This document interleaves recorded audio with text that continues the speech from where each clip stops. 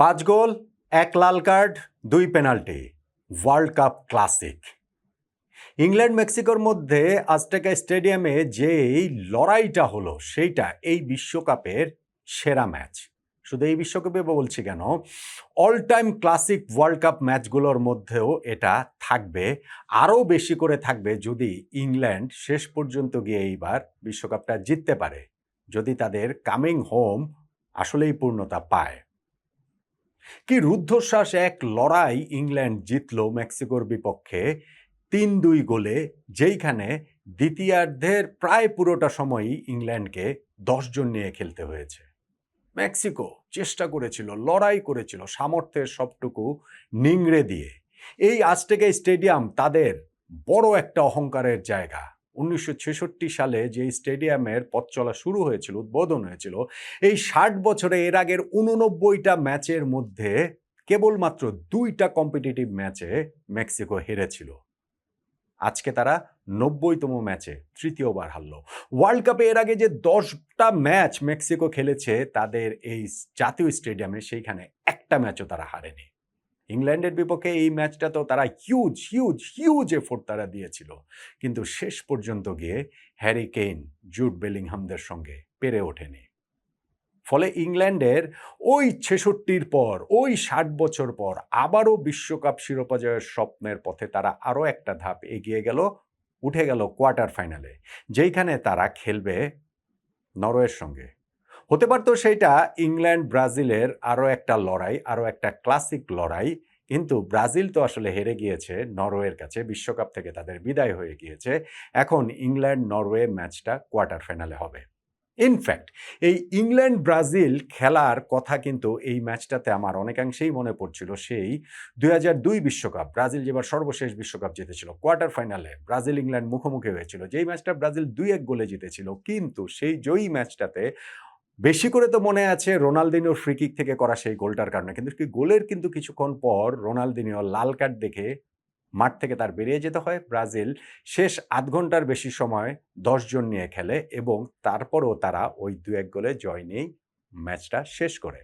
আজকে ইংল্যান্ড ছিল ওই রকমই, কেননা তাদের ৫৪তম মিনিটে জেরল কোয়েন্সা তাদের ডিফেন্ডারকে যখন লাল কার্ড দেখানো হয়, রেফারি ইনিশিয়ালি লাল কার্ড দেখাননি, কিন্তু ভিএআর যখন তাকে মাঠের পাশে মনিটরে ইনসিডেন্টটা চেক করার জন্য আবার বলে, আরও একবার অন ফিল্ড রিভিউ করার জন্য বলে, তখনই বোঝা গিয়েছিল এটা আসলে লাল কার্ড, কেননা অনেক হাই বুট তার ছিল এবং যথার্থই তাকে লাল কার্ড দেখানো হয়।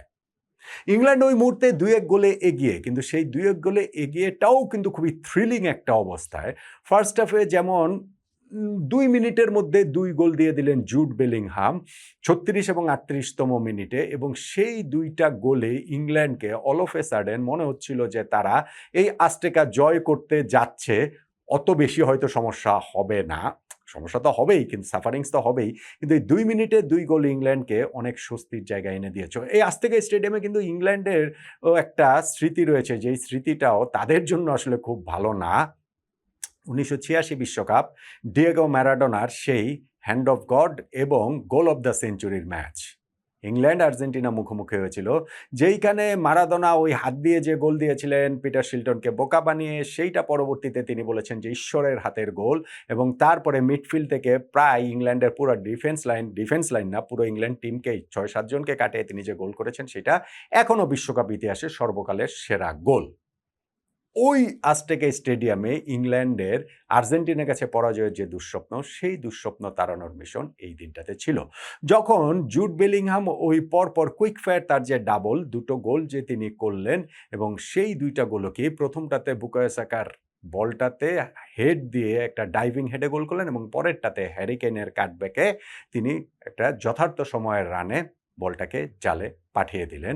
মনে হচ্ছিল যে না, ইংল্যান্ড একটু দম ফেলতে পারে, কেননা আজতেকা সেই প্যাশনেট ক্রাউড ইংল্যান্ডকে আসলে দম ফেলারই সুযোগ দিচ্ছিল না। এমনি তো হাই অল্টিটিউডে খেলা হয়, সেইখানে দম ফেলাটা, দম নেওয়াটাও বেশ কঠিন, অভ্যস্ততার ব্যাপার রয়েছে। মোটামুটি ১-২ সপ্তাহ লাগে। ইংল্যান্ড তো এখানে গিয়েছে মাত্র ২ দিন আগে।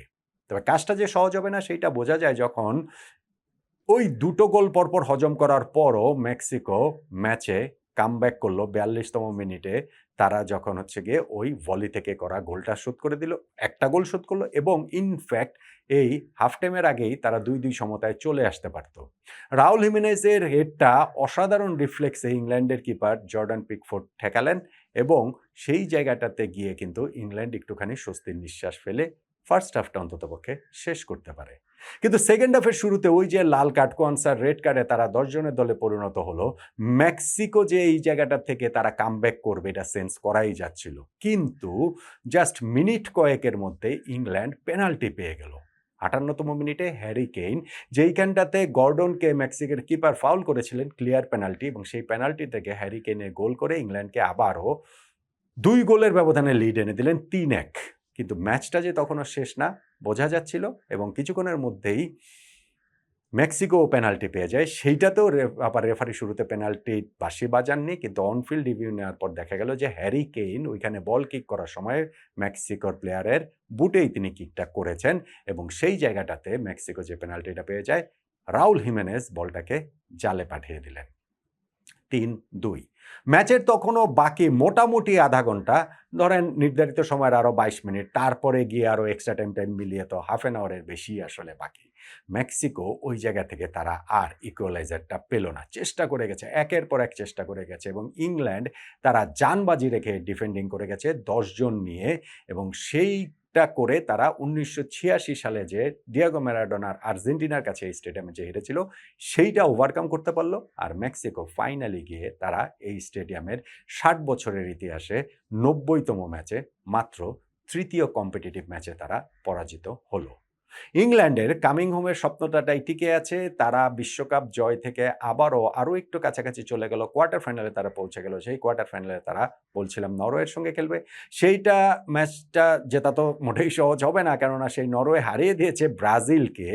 ফলে ওই নরওয়ের সঙ্গে ম্যাচে এই ইংল্যান্ড যে ইমোশনালি এই ম্যাচটা থেকে ফিজিক্যালি ইমোশনালি যতটা চ্যালেঞ্জের মুখে হয়েছে, অ্যাল্টিটিউডের কথা বলেন, ১০ জন নিয়ে সেকেন্ড হাফ খেলার কথা বলেন, সেখান থেকে তারা কতটা দ্রুত রিকভার করতে পারে, আদৌ পারে কিনা নরওয়ের বিপক্ষে ম্যাচটা, সেটা জন্য আসলে অপেক্ষা করতে হবে। তবে ইংল্যান্ডের বিশ্বকাপ স্বপ্নটা তো টিকে রইল এবং সেইটা কি থ্রিলিংভাবে এই ওয়ার্ল্ড কাপে আমার দৃষ্টিতে সেরা ম্যাচে এবং ওয়ার্ল্ড কাপের অল টাইম ক্লাসিক ম্যাচগুলোর মধ্যেও থাকবে, যেইটা আরও অনেক বেশি কাল্ট মর্যাদা পাবে যদি ইংল্যান্ড এবার বিশ্বকাপ জিততে পারে। তাহলে বারবার ঘুরে ফিরে ইংল্যান্ডের এই ম্যাচটা মেক্সিকোর বিপক্ষে রাউন্ড অফ 16-এর ম্যাচটাই তাদের ওই বিশ্বজয়ের, যদি তারা বিশ্বকাপ জিততে পারে তাহলে তারা ওইটার একটা খুবই পিভটাল মোমেন্ট হিসেবে বারবার এই ম্যাচের কাছে আসবে। ওয়ার্ল্ড কাপের অল টাইম ক্লাসিক এই ম্যাচটার কাছেই আসতে হবে।